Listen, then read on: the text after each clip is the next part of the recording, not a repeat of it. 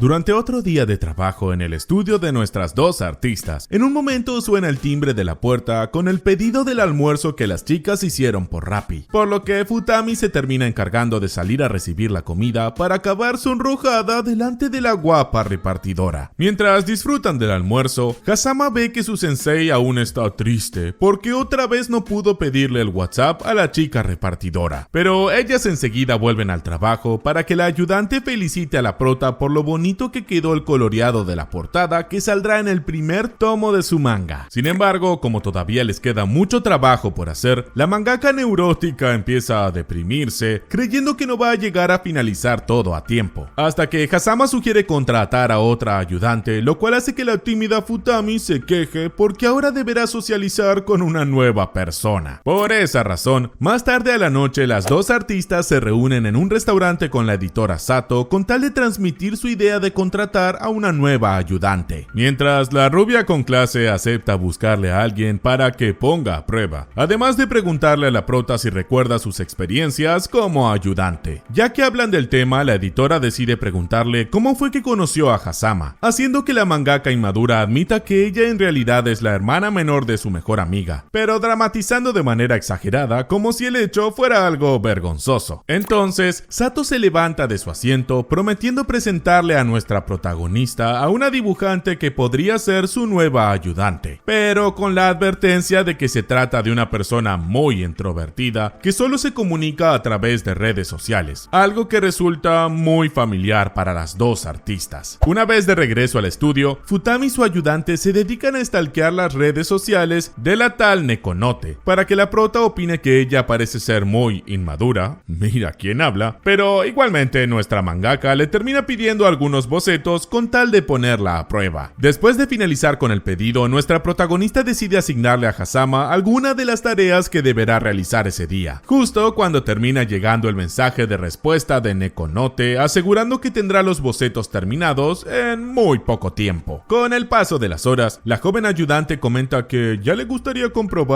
cómo es el talento artístico de la dibujante que acaban de contactar, además de averiguar que su querida sensei trabajó como la ayudante de una mangaka llamada Takizawa, la creadora de un manga romántico muy famoso. Pero ante la pregunta de la muchachita, nuestra artista le revela que su antigua sensei era una persona muy maniática, ya que durante el primer día que se conocieron, Takizawa le terminó diciendo sin rodeos a la prota que es una chica muy inocente. A pesar de que la ingenua jovencita se tomó esas palabras como un cumplido, la mujer fumadora igualmente decidió revelarle que solo podrá triunfar en el salvaje mundo de los mangas si se convierte en una mala persona, que solo vive obsesionada en perfeccionar su propia obra y en nada más. Por esa razón, Futami le terminó prometiendo a su sensei que iba a esforzarse en convertirse en una mala persona. Así que después de escuchar esa story time, su actual ayudante empieza a darse cuenta que ahora muchas cosas tienen sentido por la forma en la que se comporta nuestra protagonista. No obstante, la mangaka neurótica admite que igualmente aprendió muchas cosas valiosas trabajando con Takizawa, hasta que ella la terminó echando cuando la prota tuvo la oportunidad de crear su propia obra, lo cual hace que la loca ahora empiece a tener miedo de que Hazama también quiera abandonarla. De repente, nuestras dos artistas terminan recibiendo un mensaje de Nekonote con unos bocetos que son bastante buenos, lo cual hace que la ayudante se disponga a seguir trabajando mientras su sensei llora de la felicidad como una bebita por verse rodeada de unas artistas tan talentosas. Mientras tanto, en las oficinas de la editorial, la rubia con clase le comenta a su colega Sakura que su dibujante está haciendo un muy buen trabajo, pero luego Sato termina llamando a la prota para pedirle que haga unas correcciones al coloreado de la portada, causando que la inmadura empiece a hacer un berrinche. Enseguida, Hazama le recuerda a su sensei llorona que ya no tiene de qué preocuparse, porque ahora puede contar con la ayuda de Nekonote, además de preguntarle qué tiene pensado hacer con el personaje femenino que introdujeron en el último capítulo, para que la mangaka inmadura admita que su mente está en blanco. Un tiempo después, una chica universitaria con el cabello de color vino tinto se encuentra viajando en tren hacia Tokio, mientras comparte asiento con una amable doña que le convida a unos emparedados, que la jovencita termina tomando después de limpiarse las manos con una servilleta. Por otro lado, Futami se termina de vestir como una persona presentable, con tal de acudir a una reunión importante, así que después de recibir la aprobación de su ayudante Hazama, la prota se apresura a dirigirse a la entrada de un club de shogi en donde la está esperando su editora Sato. Por si alguien lo pregunta, resulta que la historia del manga creado por nuestra protagonista está relacionada con las partidas de shogi. Entonces, la mangaka neurótica y la rubia con clase terminan entrando al club de shogi en donde se encuentra la universitaria de pelo vino tinto jugando varias partidas simultáneas, mientras la artista se queda embobada observando todo hasta que su editora le recuerda que están allí para trabajar. Por esa razón, la prota se termina reuniendo con la universitaria llamada Toko Kakunodate, una experta jugadora de shogi que trabaja con ella dándole consejos para su historia. Así que después de recibir el visto bueno del viejo que maneja el club, las señoritas empiezan a hablar sin problemas. Sin perder el tiempo, la mangaka inmadura aprovecha a preguntarle a Toko cuántas partidas puede jugar al mismo tiempo, mientras ella le revela que su máximo son 20 partidas, lo cual termina sorprendiendo bastante a nuestra protagonista por el hecho de haber conocido a una verdadera prodigio del shogi. En un momento, Sato le termina entregando a la jugadora del shogi la edición impresa del manga, pero a pesar de que a la prota le da penita, la chica de pelo vino tinto igual echa una mirada para enternecerse con el diseño del joven protagonista de la obra a quien ella quisiera enfrentar en persona. Sumado a esto, resulta que Toko también sube videos a su canal de YouTube promocionando el manga de nuestra artista, el cual se trata de una mujer que se ve obligada a abandonar su carrera como jugadora de shogi para convertirse en la maestra del joven prodigio que protagoniza la obra. No obstante, cuando la jugadora de shogi le pregunta por el misterioso personaje femenino que aparece al final del último capítulo, Futami admite apenada que todavía no tiene idea de cómo será ese personaje, por lo que la chica de pelo vino tinto le asegura que puede contar con ella para recibir inspiración. Entonces la mangaka neurótica aprovecha a preguntarle si en las ligas juveniles de shogi son muy frecuentes los romances entre los participantes. Pero a pesar de que ella no tuvo mucha suerte en la materia, Toko revela que sí suelen armarse parejitas, en especial porque los jugadores a veces se sienten muy solos. Ante la pregunta de Sato, la chica de pelo vino tinto comenta que los buenos jugadores de shogi son mucho más atractivos que las personas guapas o con dinero, ya que siempre llama la atención de los jugadores inexpertos que quieren aprender, hasta que la relación alumno-maestro termina pasando a ser algo más íntimo. Sin perder el tiempo, nuestra protagonista empieza a dibujar un boceto allí mismo gracias a toda la información recibida, aclarando que solo se va a tardar unos 15 minutos, además de avisarle a las dos damas que pueden seguir conversando en vez de quedarse calladas viéndola dibujar. Tras unos pocos minutos, la mangaka inmadura termina presentando su boceto finalizado para que Toko vea que la misteriosa personaje femenina vendría a ser una especie de villana que quiere interferir en la relación entre el protagonista de la obra y su maestra, seduciendo al mocoso. A pesar de que la chica de pelo vino tinto y Sato opinan que la idea es bastante buena, por su lado Futami no puede evitar soltar más ideas para mejorarla, al estar poseída por el demonio de la creatividad, hasta que su editora la interrumpe recordándole que ahora está en el medio de una reunión. Viendo que ya se hizo muy tarde, la mujer con clase decide invitarlas a disfrutar de una cena en un restaurante, pero la mangaka neurótica prefiere rechazar la invitación con tal de regresar a su estudio a seguir trabajando con el guión gráfico después de despedirse de todo el mundo. Una vez a solas, Toko termina aceptando la invitación de la rubia neurótica, además de confesarle que la verdadera prodigio es nuestra protagonista, por la forma en la que se apasiona creando mangas, pese a que la mensa ahora mismo está arrepentida de estar trabajando en vez de salir a cenar con su querida Sato.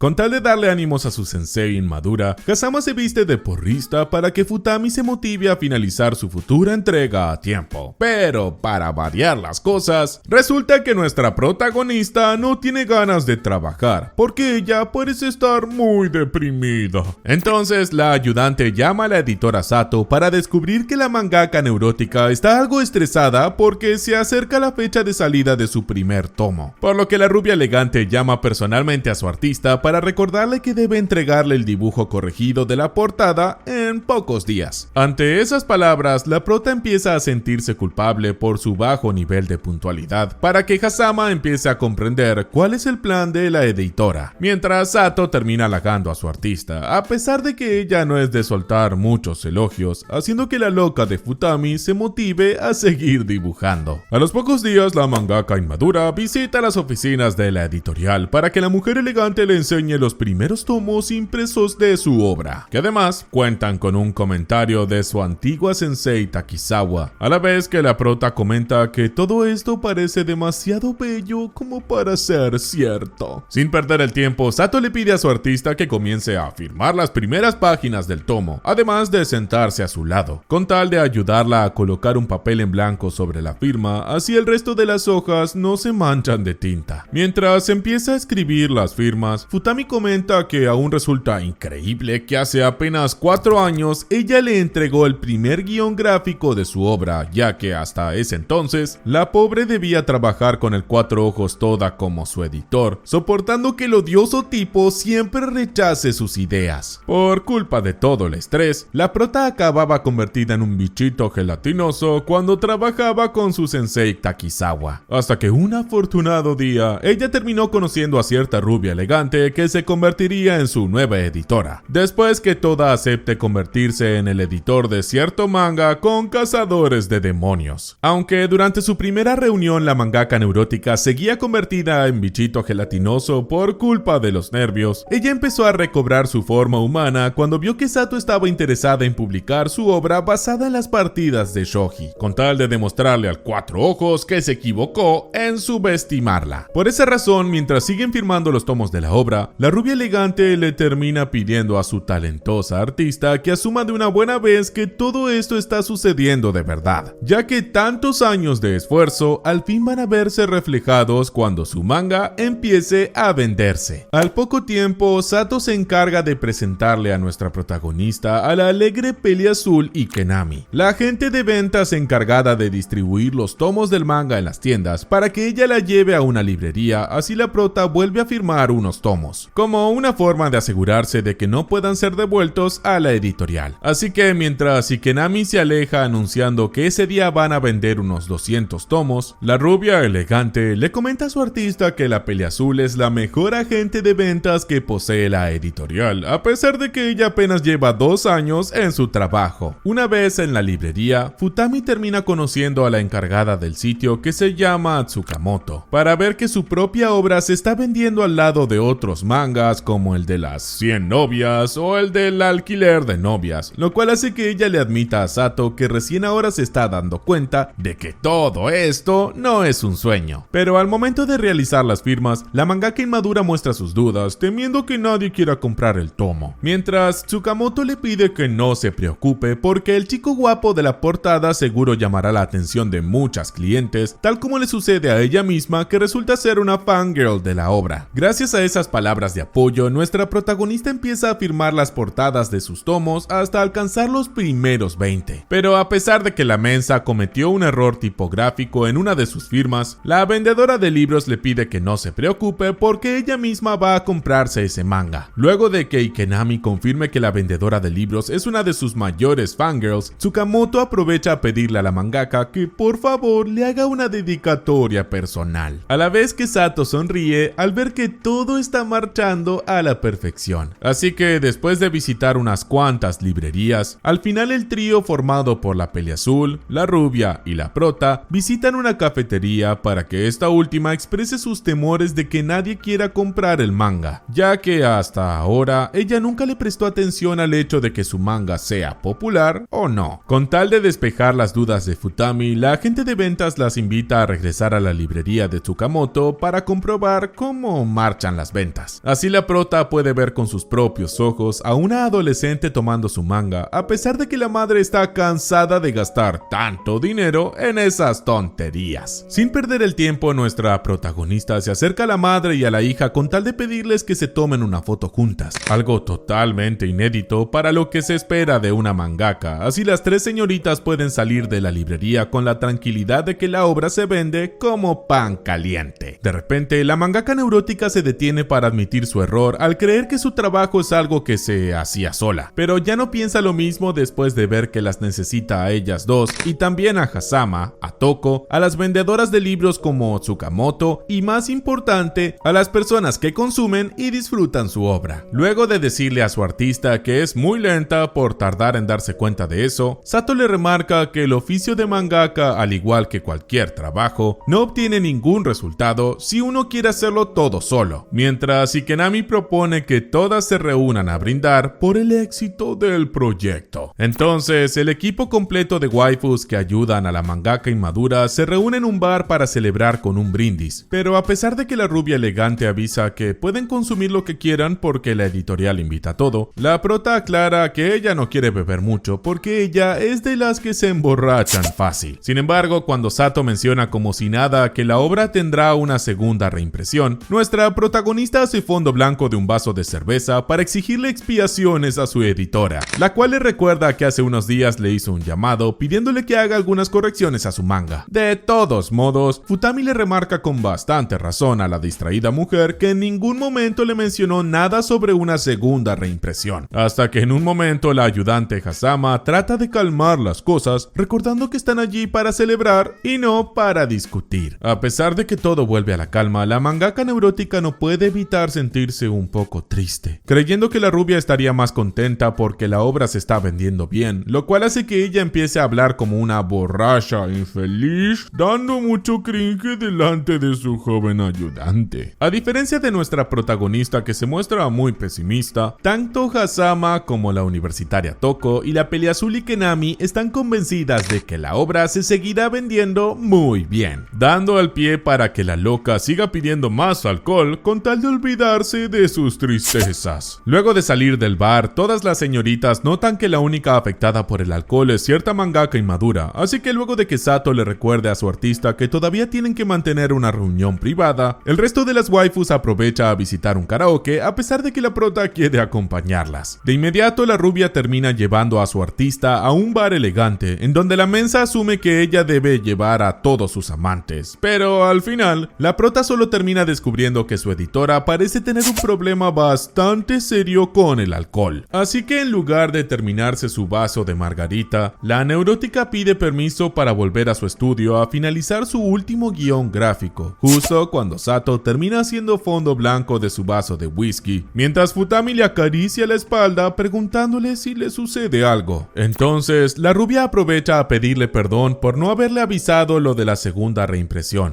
ya que la alegría por el éxito de ventas hizo que su cabeza no pueda pensar con claridad, además de aclararle a su artista que ella sabe perfectamente cuánto se ha esforzado creando su obra. Pero aún admitiendo que el manga es de su autoría, Sato le deja en claro a nuestra protagonista que el éxito de la obra es una responsabilidad compartida entre ellas dos, haciendo que la mangaka inmadura termine recibiendo una valiosa lección para aprender que ella no está sola con sus problemas. Gracias a esas palabras, Futami ahora tiene claro que su mayor objetivo no se trata de incrementar el número de ventas, sino de poder lograr que ambas sigan trabajando juntas por mucho tiempo creando el manga, hasta lograr un final digno, mientras Sato le aclara que en ese caso solamente deberían vender unas 50,000 copias.